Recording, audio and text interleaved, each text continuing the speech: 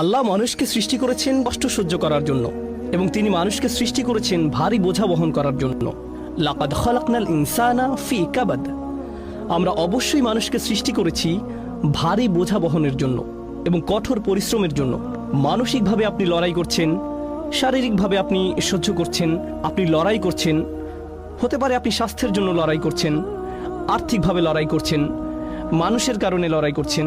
এই জীবন আল্লাহ এটি নকশা করেছেন কঠিন করে। কখনো হয়তো আপনি অন্যের দিকে তাকান এবং আপনি বলেন, আমার চেয়ে তাদের জীবন অনেক সহজ, কিন্তু আপনি জানেন না আল্লাহ তাদের আসলে কি অসুবিধা দিয়েছেন। এটি আপনার কাছে অদৃশ্য। প্রত্যেকেরই সমস্যা আছে, প্রত্যেকেরই চ্যালেঞ্জ আছে। আপনি উদাহরণস্বরূপ চিন্তা করতে পারেন যে ফেরাউনের বিশাল রাজত্ব ছিল, সাম্রাজ্য ছিল, সে সময়ের বিশ্বের বৃহত্তম সেনাবাহিনী ছিল, সমস্ত সম্পদ যা একজন মানুষ চাইতে পারে, সমস্ত শক্তি যা একজন মানুষ চাইতে পারে, সমস্ত স্ট্যাটাস যা একজন চাইতে পারে, তার সব আছে। তাহলে কিভাবে তার সব কিছু আছে আর মুমিনদের কাছে কিছুই নেই? অথচ আল্লাহ তার সম্পর্কে বর্ণনা করেছেন যে সে ভয়ঙ্কর আতঙ্কিত অবস্থায় বাস করত। অনুরিয়া ফিরাউনা ওয়া হামানা ওয়া জুনুদাহুমা মিনহুম মা কানু ইয়াহযারুন।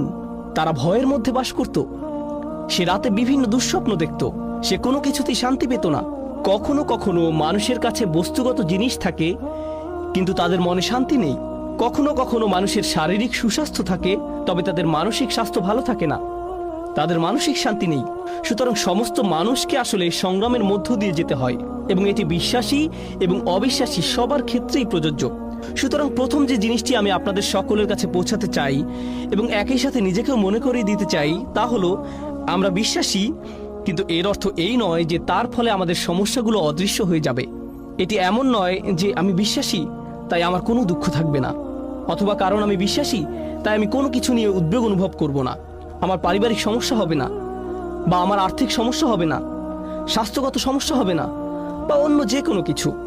বিশ্বাস করুন, আল্লাহর উপর আমাদের বিশ্বাস, আল্লাহর সাথে আমাদের সম্পর্ক, তা আমাদের সমস্যা সমাধানের জন্য না। আমাদের জীবনে যেসব মানুষ আমাদের সমস্যায় ফেলেছে তা থেকে মুক্তি দেওয়ার জন্য এটি নয়। এটি আমাদের বিশ্বাসের উদ্দেশ্য নয়। যদি আসলে তাই হতো, তাহলে নবীগণ আলাইহিসসালাতু ওয়াসসালাম, আল্লাহর সাথে যাদের সর্বাধিক ঘনিষ্ঠতা ছিল, তাদের জীবন সবচেয়ে সহজ হতো।